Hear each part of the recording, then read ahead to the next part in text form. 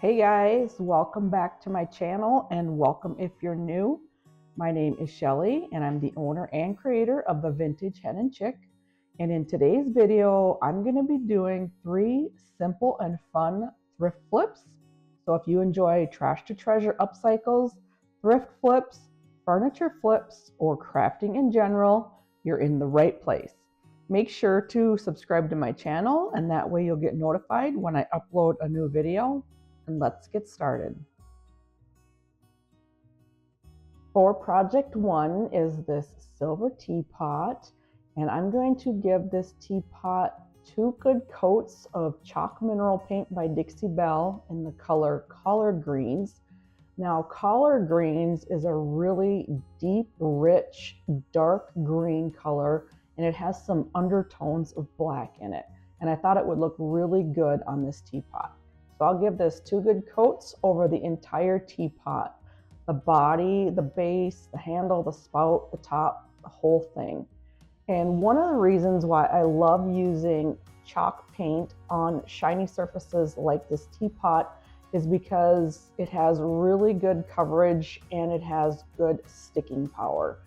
So I'm going to keep painting the teapot in the collard greens, 2 coats, and then we'll move on to the next step. I have chosen a beautiful transfer to go on this teapot that contrasts beautifully with the green color. So I'll continue to give this the 2 coats of paint, and then we will get ready to move on to the next step.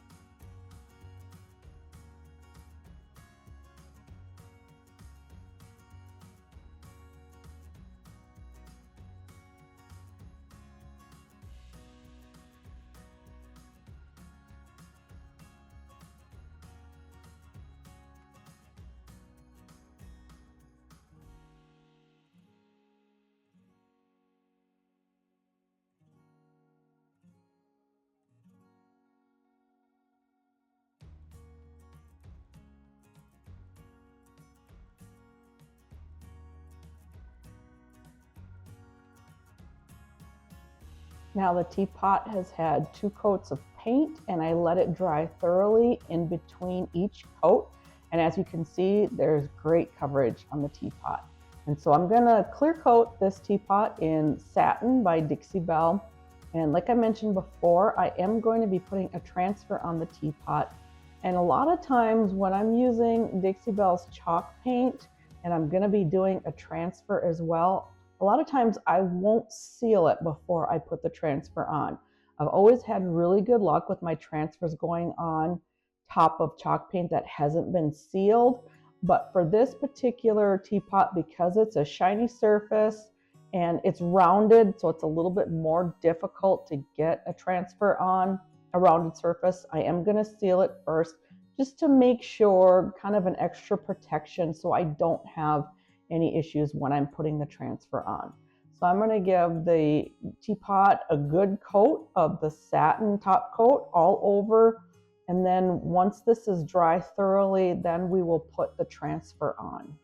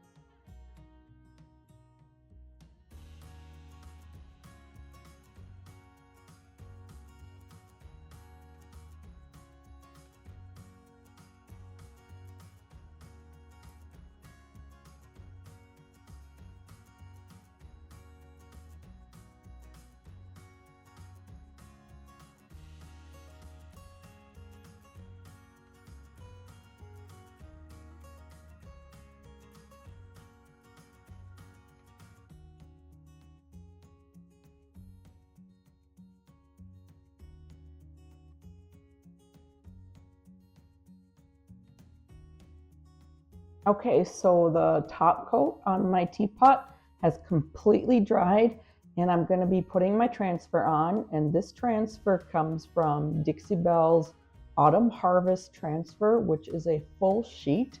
And I just cut out a chunk of it that I wanted to use for the teapot. And now it's super important, like I mentioned before, that you have to let your surface completely dry before applying your transfer. Otherwise, you might run into issues. And transfers are super easy to apply. They have a backing on them. And so you just position your transfer, lay it down where you want it to go.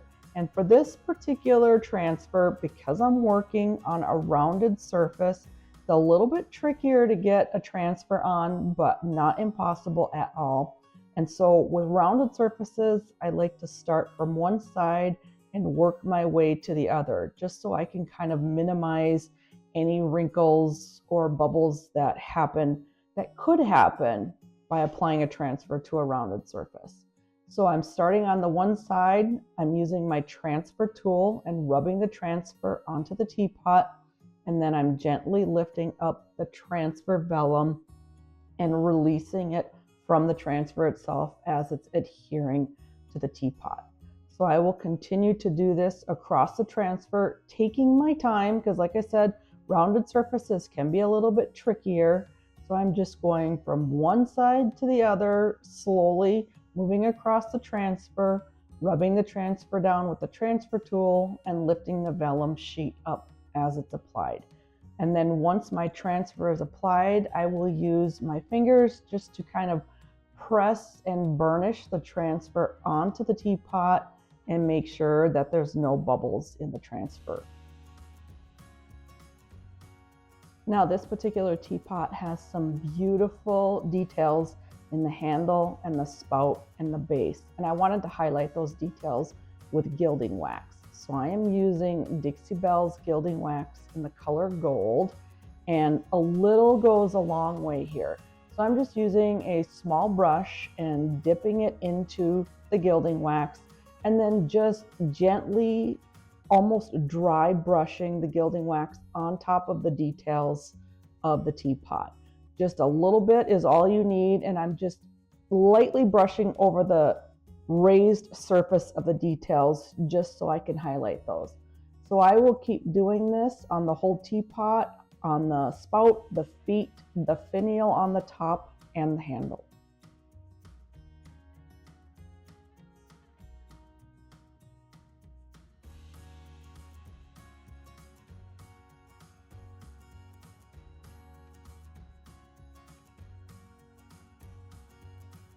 One thing to know about Dixie Belle's gilding wax is it is a sealant. So if you use gilding wax on a particular piece, that is sealing your project. And another thing with gilding wax is if you want to buff it out, you can, to get a more subdued look.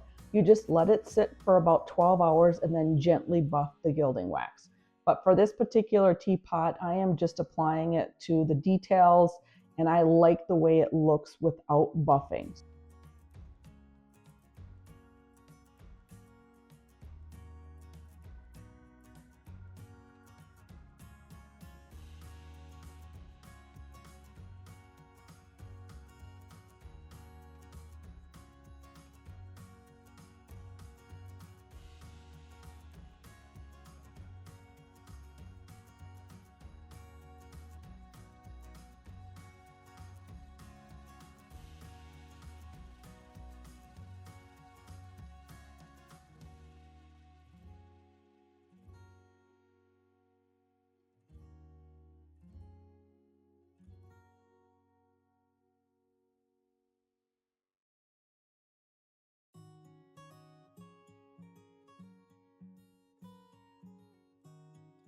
So the transfer does need to be sealed in, so I'm just taking my satin top coat and going over just the part where the transfer is. The rest of the teapot was already sealed with the clear coat and the gilding wax, so I will just be sealing over the transfer.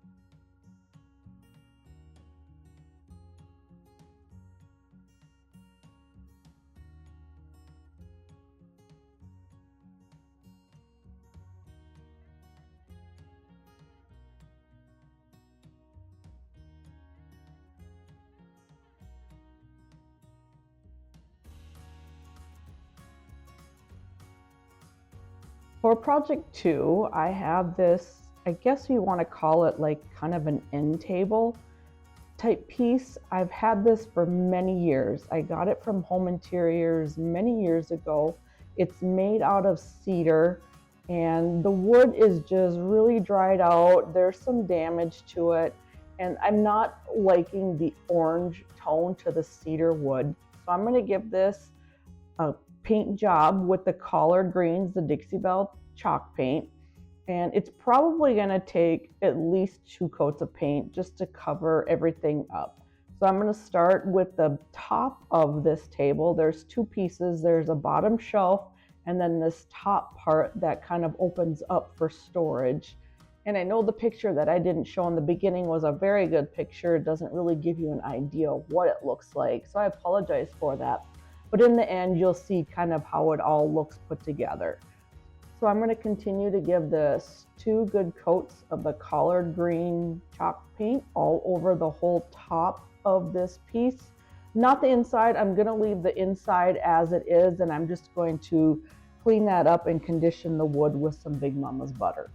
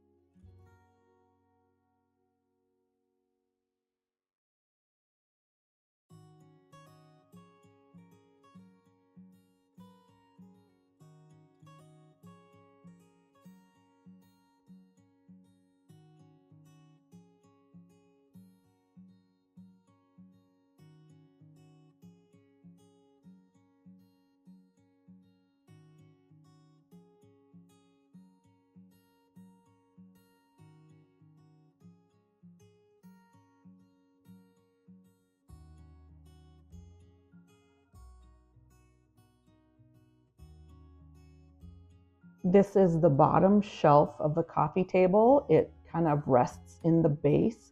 And so I'm going to give this 2 coats of paint of the collard greens as well. I'm going to paint the top, the bottom, and the sides.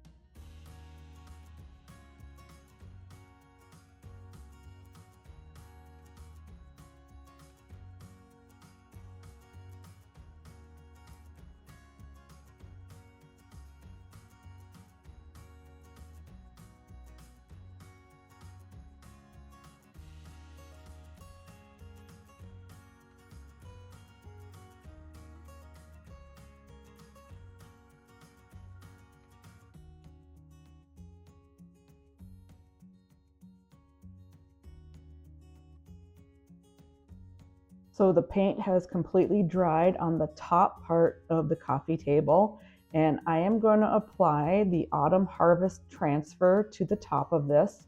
And the transfer, it comes in 4 sheets. It's a continuing pattern. So you see here I have 2 of the sheets taped onto the top of the coffee table. And I matched up the pattern, and that's why I put the tape down, just so that the pattern would stay matched up. And as I'm applying it, nothing shifts and it applies evenly and matched up. And so with all transfers, you just peel off the backing of the transfer and then lay your transfer down. And then the transfer does come with a tool. It's called a transfer tool. And I'm going to use that to rub over the whole transfer. And once I get that rubbed over the transfer, then I will start from one side to the other and start peeling up the transfer vellum, and then the transfer will be left behind adhered to the top of the project. And so I will keep lifting it up, rubbing the transfer to adhere it down as I go, working from side to side. And one thing to note too, if you are ever applying a transfer and some of the transfer is still stuck to the vellum and it didn't stick to your project, just lay your transfer back down again and keep rubbing until it sticks. So I will start over here on the one side, and then I will work my way over to the other side of the transfer until it is completely attached to the project.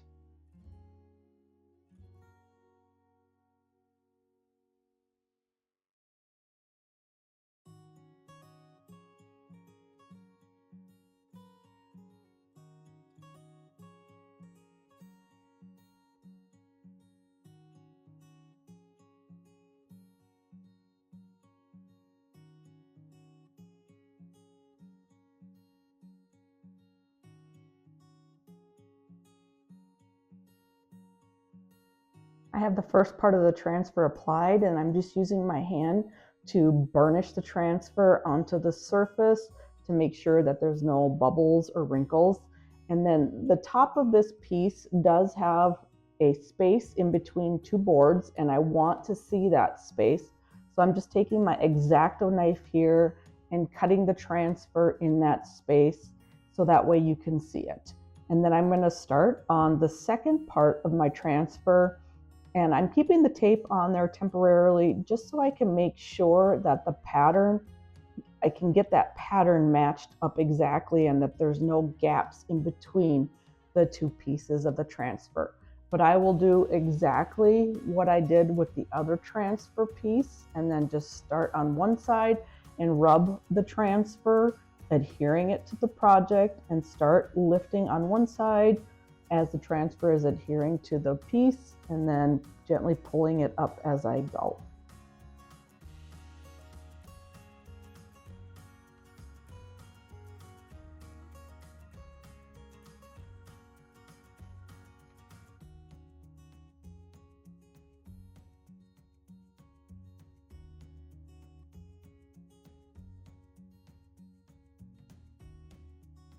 So I'm doing the same thing that I did with the other piece of transfer, and I'm using my hand to burnish it down. And then I'm also taking my X-Acto knife to continue cutting that open space in between the two boards, so that way you do see that on the project. So I will keep doing that, cutting in that middle part there and pushing down the transfer in the center so that none of those pieces are kind of sticking up in that crevice, if that makes sense. And then I did want this to look like more of a distressed piece. So I'm just taking my finger sander with 220 grit sandpaper on it, and I'm going around the edge of the piece, the corners, and on the top of the transfer. I want it to look a little bit more worn and vintage instead of brand new. So I'm gonna do that over the whole top of this piece, just hitting the corners and all the surfaces just to kind of rough it up a little bit. I don't want it too distressed, but I do want it to look a little bit worn.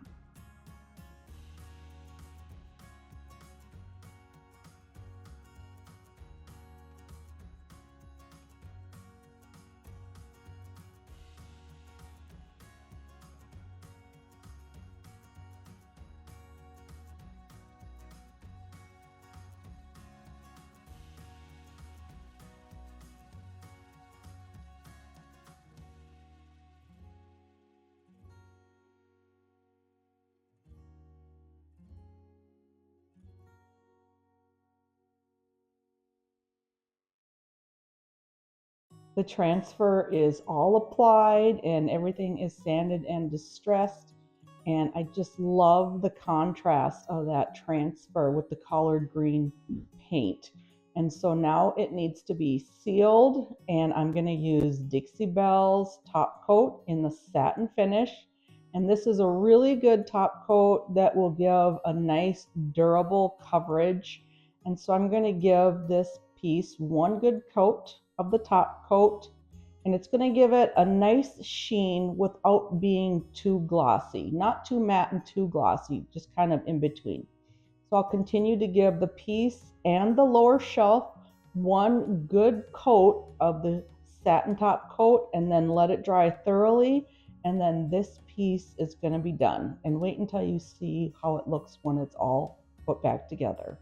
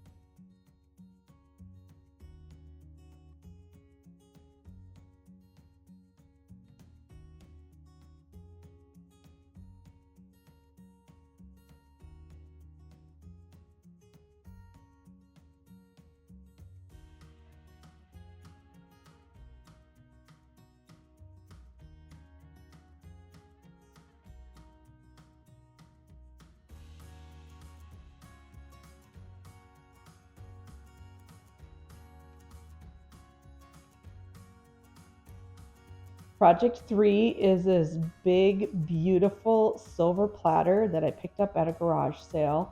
And it is heavy. It is a heavy duty platter. And I just love all the beautiful detail around the edge and the handle. And I'm going to paint this platter in the collard greens chalk paint by Dixie Belle. And the platter is in rough shape. It's tarnished. It's got some scratches and some scrapes.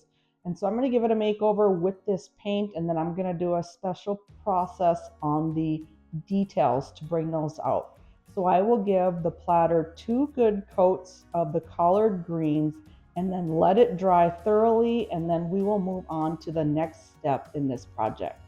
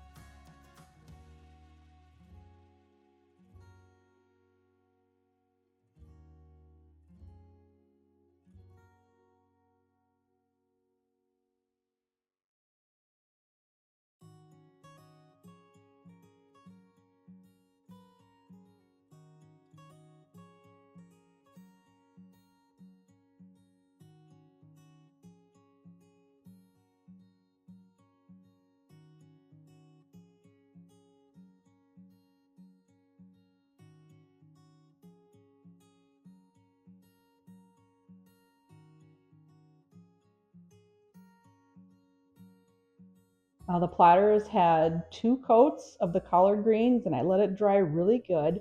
And now I'm going to put a transfer in the center of the platter. And this transfer is an IOD transfer called Floral Anthology. And like any other transfer, you peel off the backing of the transfer and you set your transfer down and then use your transfer tool and rub it over the transfer to get it to adhere to your surface. And with surfaces like this platter, metal transfers adhere really, really well. So make sure that once you know where you want it, you put it down because it's going to stick pretty quickly. And now I'm just gently removing the edge of the transfer sheet and peeling it off as I rub on the transfer, making sure that the transfer is sticking to my surface. If it's not ever sticking, you just lay your transfer sheet back down and continue to rub over the area that didn't stick. But this transfer is sticking beautifully to this platter, so I will continue to rub the transfer and remove the transfer sheet as I go. And then once I have the transfer completely adhered to the surface of the platter, then I will rub my hand over it and use the transfer vellum to burnish the transfer. just to make sure that there are no bubbles or wrinkles in my transfer. And I don't know if you can see on this tray, but the bottom of the tray has some beautiful detail, and I didn't want to cover that up with a big transfer. I just wanted to put one in the middle. And so now I'm going to seal this tray, and for this I'm going to be using Dixie Belle's Gator hide, which is a super durable rock hard sealer. And the reason I chose the Gator hide for this tray is because I imagine that whoever ends up with this tray may want to actually put things on it, items on it, and use it as a tray or display pieces on it. And so I wanted to seal it really well with the Gator hide, just to make sure that the paint and the tray and the transfer and everything is sealed in good, and there'll be nothing will happen to the tray if it's actually used as a tray. So I'm going to give the whole tray one really good coat of the Gator hide and then let that dry really thoroughly, and then we'll move on to the next step where we're going to bring out a lot of the details in this tray.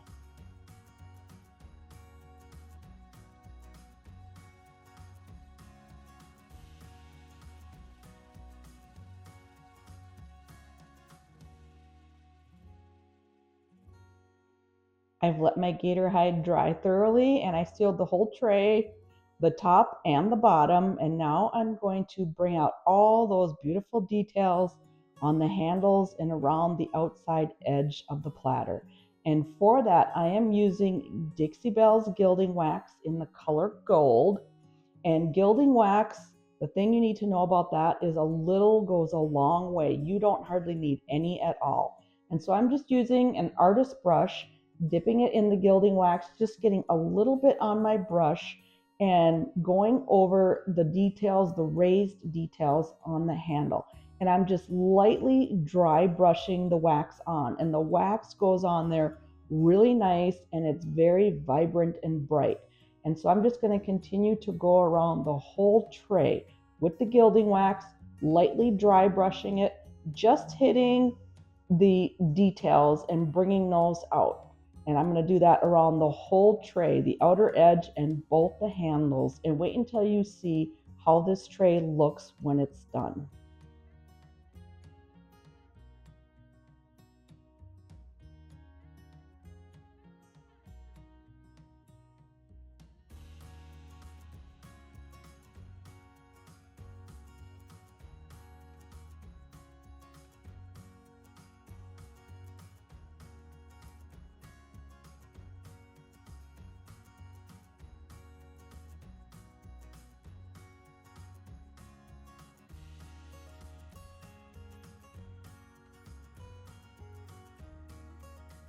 The gilding wax does dry pretty quickly to the touch, and you can either, you have the option after you've done using your gilding wax to leave it as is, or if you want a more subdued look to your wax, you can wait 12 hours and then buff back the wax, and that will give you kind of a more mellow and subdued look. But for this tray, I didn't want to do that. I just wanted to apply the wax so it gives those details a bright and vibrant look.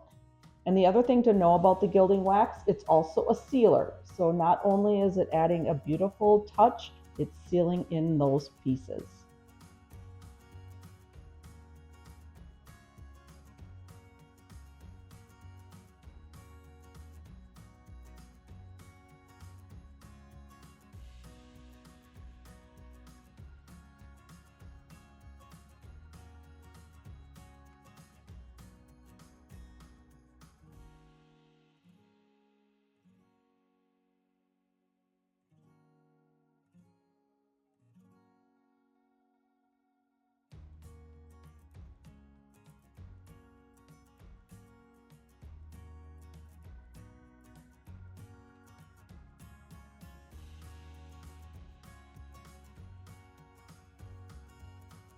Thank you so much for watching today's video, and I hope I've inspired you to upcycle your thrifted and garage sale items and old home decor, because it's so much fun to turn it into something more current or more your style.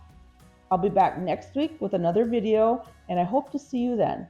Be sure to subscribe to my channel and hit that notification bell, and that way you'll get notified every time I upload a new video. Thank you all so much for watching, and have a wonderful day.